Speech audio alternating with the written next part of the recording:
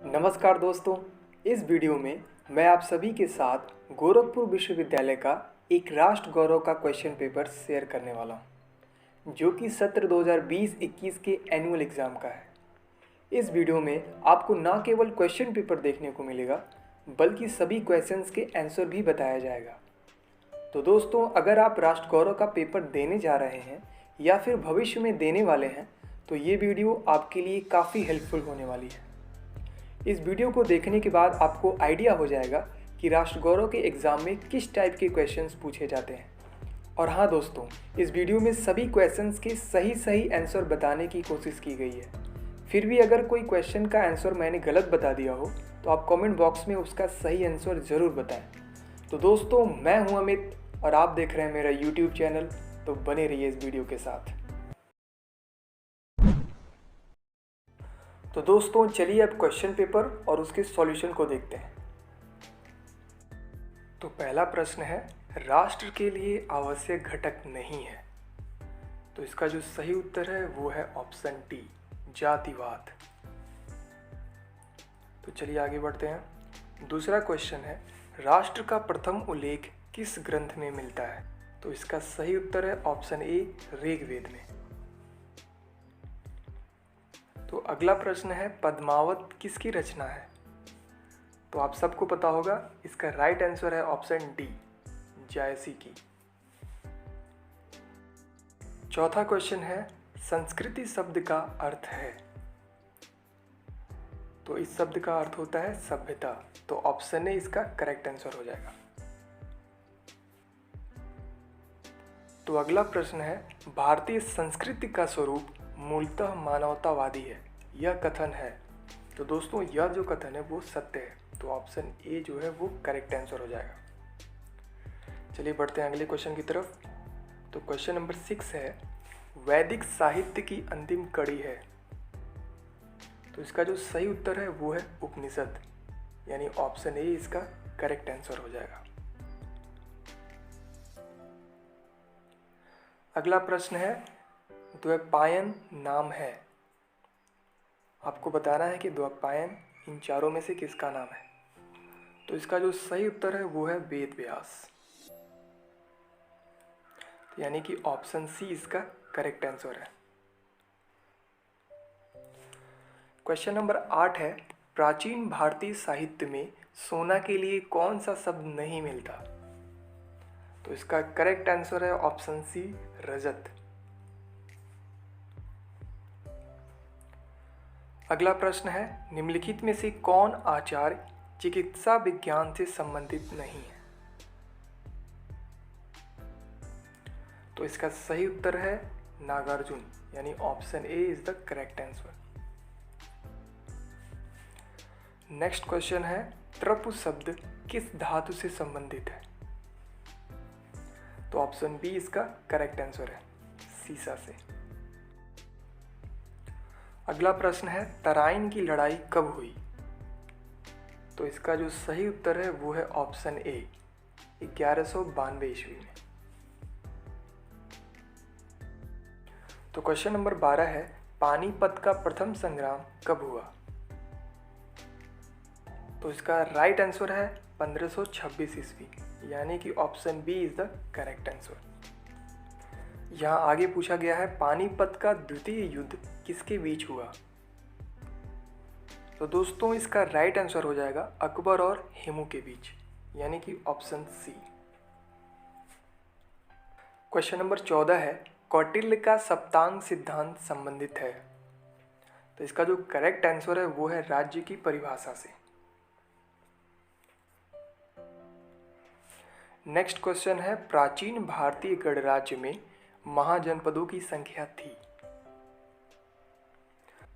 तो इसका सही उत्तर हो जाएगा ऑप्शन बी, 16। अगला क्वेश्चन है, बौद्ध चित्रकला के प्रमुख केंद्र अजंता गुफा में किन कलाओं का अद्वितीय संगम है। तो इसका ऑप्शन ए जो है वो है करेक्ट आंसर। तो अगला क्वेश्चन है, रामायण की रचना किसने की थी। तो इसका जो सही उत्तर है वो है वाल्मीकि ने की थी। अगला क्वेश्चन है, चरक किसके दरबार में थे? तो दोस्तों इसका करेक्ट आंसर हो जाएगा ऑप्शन ए, कनिष्क के दरबार में। तो क्वेश्चन नंबर 19 है, धार्मिक पत्रिका कल्याण किस शहर से प्रकाशित होती है? तो इसका जो सही उत्तर है वो है ऑप्शन बी, गोरखपुर से। अगला प्रश्न है, महावीर स्वामी का प्रारंभिक नाम था? तो दोस्तों महावीर स्वामी का प्रारंभिक नाम वर्धमान था, तो ऑप्शन बी सही उत्तर हो जाएगा। चलिए बढ़ते हैं अगले क्वेश्चन पे। अगला क्वेश्चन है, जया पद्धति किसकी देन है? तो इसका करेक्ट आंसर है ऑप्शन ए, आर्यभट्ट। और अगला क्वेश्चन भी बहुत आसान है। इसमें पूछा गया है, अर्थशास्त्र के रचयिता हैं? तो इसका आंसर हो जाएगा कौटिल्य। अगला प्रश्न है, नालंदा कहाँ स्थित है? तो दोस्तों नालंदा जो है बिहार में स्थित है, तो option B is the correct answer. तो दोस्तों अगला प्रश्न है, संपूर्ण बृहत्तर भारत तक किस सम्राट का साम्राज्य विस्तारित था? तो इसका सही उत्तर है समुद्रगुप्त का। तो दोस्तों अगला प्रश्न है, किस भारतीय राजवंश ने सर्वप्रथम स्वर्ण मुद्राओं का प्रवर्तन किया? तो इसका करेक्ट आंसर है ऑप्शन सी, सातवाहन वंश ने। क्वेश्चन नंबर 26 है, पंच महाव्रत संबंधित है? तो इसका सही उत्तर है जैन धर्म से, तो ऑप्शन सी करेक्ट आंसर हो जाएगा। तो दोस्तों अगला प्रश्न है, किरातार्जुनीयम के रचयिता हैं? तो इसका जो सही उत्तर है वो है ऑप्शन ए, भारवी। तो अगला प्रश्न है, प्रेम मार्गीय कवि हैं? तो इसका जो सही उत्तर है वो है ऑप्शन ए, मलिक मोहम्मद जायसी। और दोस्तों क्वेश्चन नंबर 29 है, भारत का नेपोलियन कहा जाता है? तो इसका करेक्ट आंसर हो जाएगा ऑप्शन ए, समुद्रगुप्त को। बढ़ते हैं अगले क्वेश्चन की तरफ।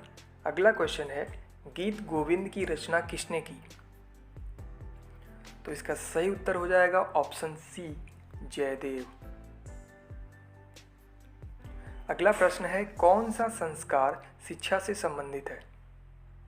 तो ऑप्शन बी, उपनयन संस्कार जो है वो करेक्ट आंसर हो जाएगा। बढ़ते हैं अगले क्वेश्चन की तरफ। अगला क्वेश्चन है, निम्नलिखित में से कौन अक्षय ऊर्जा का उदाहरण नहीं है? तो ऑप्शन बी, परमाणु ऊर्जा जो है वो सही उत्तर है। अगला प्रश्न है, काला सोना नाम से प्रसिद्ध है? तो दोस्तों इसका राइट आंसर है वो है कोयला। क्वेश्चन नंबर 34 है, पृथ्वी का तापमान बढ़ने का प्रमुख कारण है? तो इसका जो सही उत्तर है वो है ग्रीन हाउस प्रभाव। अगला प्रश्न है, विश्व पर्यावरण दिवस कब मनाया जाता है? तो इसका सही उत्तर है वो है 5 जून को मनाया जाता है। अगला प्रश्न है, भारत में पर्यावरण संरक्षण अधिनियम कब पारित किया गया? तो इसका करेक्ट आंसर है वो है 1986, यानी कि ऑप्शन बी। अगला प्रश्न है, विश्व पर्यावरण संरक्षण दिवस कब मनाया जाता है? इसका सही उत्तर है 26 नवंबर। अगला प्रश्न है, सूर्य में ऊर्जा कहां से होती है? तो दोस्तों सूर्य में जो ऊर्जा का स्रोत है वो है नाभिकीय संलयन, तो ऑप्शन ए करेक्ट आंसर हो जाएगा। बढ़ते हैं अगले क्वेश्चन की तरफ। अगला क्वेश्चन है, निम्न में वायु प्रदूषक कौन है? तो दोस्तों इसका राइट आंसर हो जाएगा ऑप्शन सी, यानी कि कार्बन मोनोऑक्साइड। अगला प्रश्न है पर्यावरण के अंतर्गत समाहित है। तो इसमें जो तीनों ऑप्शन दिया है जल, वायु, भूमि, ये तीनों ही पर्यावरण के अंतर्गत समाहित हैं, तो इसलिए ऑप्शन डी जो है वो करेक्ट आंसर हो जाएगा। अगला प्रश्न है जलवायु परिवर्तन का कारण है। आपके पास ऑप्शन है ग्रीन हाउस गैस, ओजोन परत का क्षरण, प्रदूषण या उपयुक्त सभी। तो ये बहुत ही आसान क्वेश्चन है, इसका राइट आंसर हो जाएगा उपयुक्त सभी। अगला प्रश्न है वातावरण में सर्वाधिक प्रदूषक गैस कौन है। तो इसका राइट आंसर हो जाएगा मीथेन, यानी कि ऑप्शन डी। अगला प्रश्न है वन महोत्सव सप्ताह कब मनाया जाता है। तो इसका जो राइट आंसर है वो है 1 से 7 जुलाई, यानी कि ऑप्शन सी जो है वो है सही उत्तर। क्वेश्चन नंबर 44 है प्रदूषण रहित ऊर्जा प्राप्ति का सही विकल्प है। आपके पास ऑप्शन है सौर ऊर्जा, पवन ऊर्जा, बायोगैस। तो ये तीनों ऑप्शन हैं वो बिल्कुल सही है, तो इसका राइट आंसर हो जाएगा ऑप्शन डी, उपयुक्त सभी। अगला प्रश्न है वायुमंडल की किस परत को सुरक्षा परत के रूप में जाना जाता है। तो इसका जो करेक्ट आंसर है वो है ओजोन मंडल।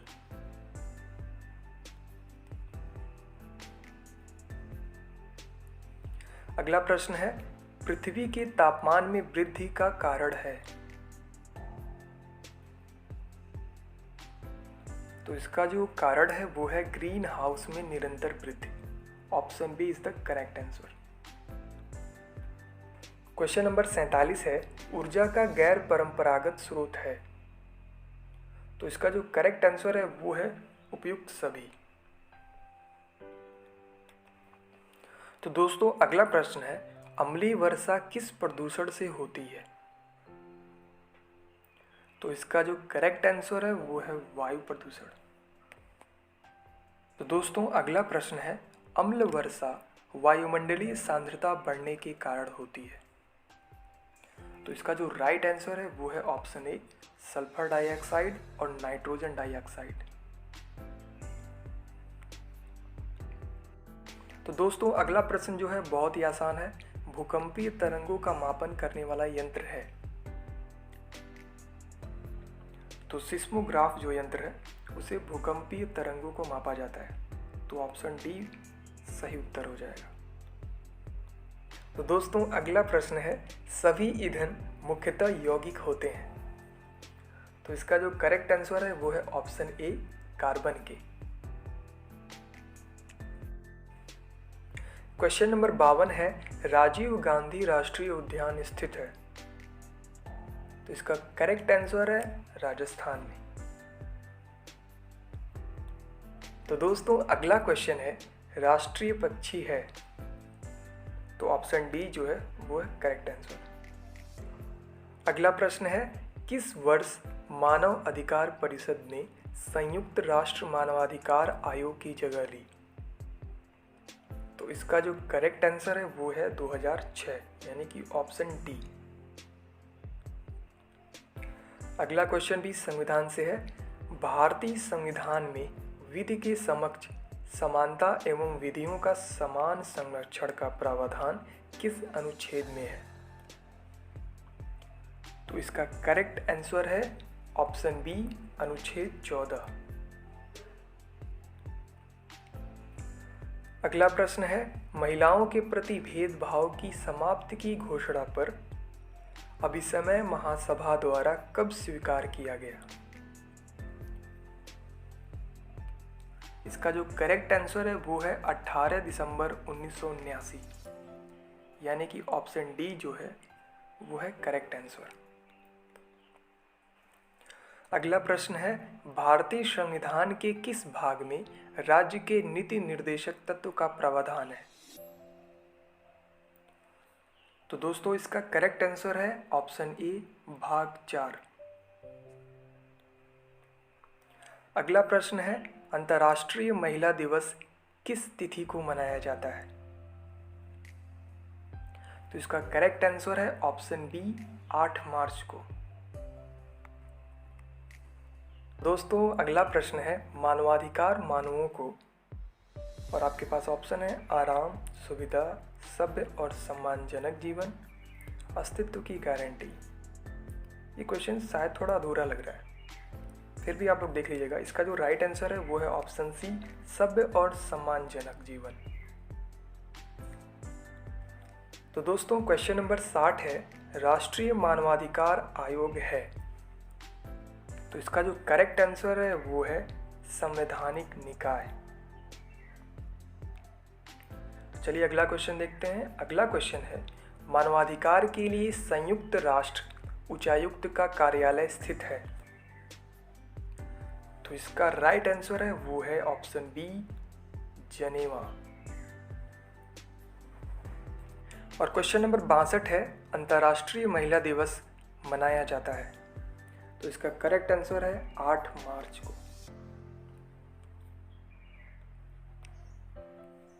अगला प्रश्न है भारतीय संविधान के तहत संपत्ति का अधिकार है, तो इसका जो करेक्ट आंसर है वो है विधिक अधिकार।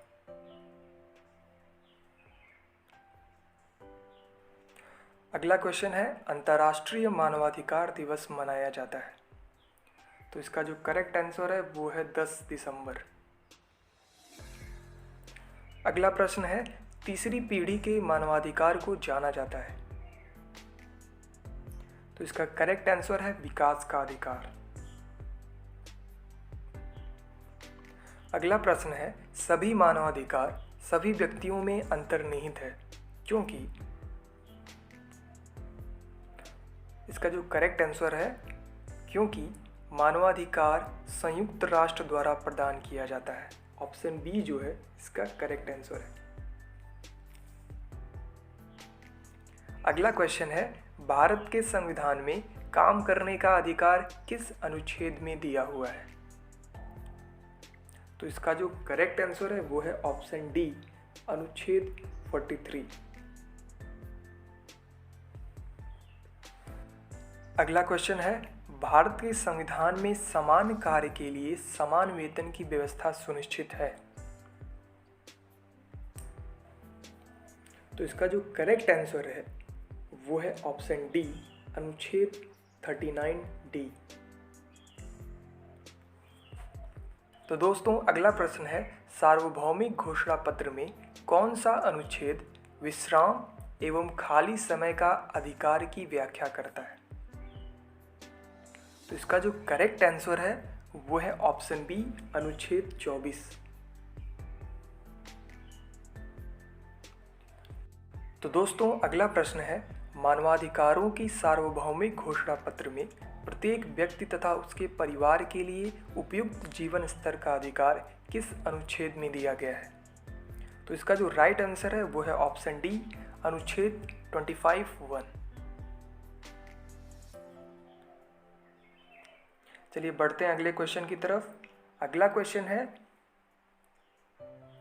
मानवाधिकारों की सार्वभौमिक घोषणा पत्र में किस अनुच्छेद में देश की लोक सेवा में प्रवेश का अधिकार दिया गया, इसका जो करेक्ट आंसर है वो है अनुच्छेद 25C, यानी कि option C is the correct answer.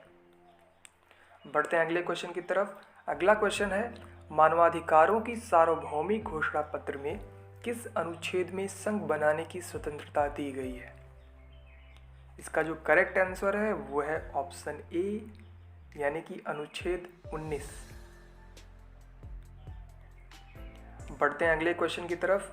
अगला क्वेश्चन है मानवाधिकारों की सार्वभौमिक घोषणा पत्र में किस अनुच्छेद में शांतिपूर्ण सभा करने का अधिकार दिया गया है, इसका जो करेक्ट आंसर है वो है ऑप्शन बी, अनुच्छेद 20। बढ़ते हैं अगले क्वेश्चन की तरफ। तो दोस्तों क्वेश्चन नंबर 74 है भारत के संविधान में भूतलछी दंड विधि के विरुद्ध अधिकार किस अनुच्छेद में दिया गया है, तो इसका जो करेक्ट आंसर है वो है ऑप्शन बी, अनुच्छेद 20(1).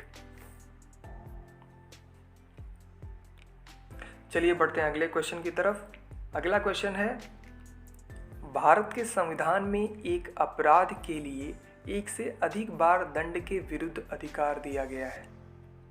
तो इसका जो करेक्ट आंसर है वो है ऑप्शन ए, अनुच्छेद 20(1). फ्रेंड्स, मैं आप सबको बता दूं, सत्र 2020-21 में राष्ट्र गौरव के लिए जो पेपर हुआ था उसमें मात्र 75 क्वेश्चन ही पूछे गए थे। तो दोस्तों, कैसी लगी ये वीडियो? मुझे आशा है कि ये वीडियो आप सबको ज़रूर पसंद आया होगा। अगर वीडियो से रिलेटेड कोई सवाल या सुझाव हो तो आप कमेंट बॉक्स में बता सकते हैं। तो जुड़े रहिए मेरे साथ और मैं जल्द मिलूँगा अपने नए वीडियोज़ के साथ। तब तक के लिए धन्यवाद।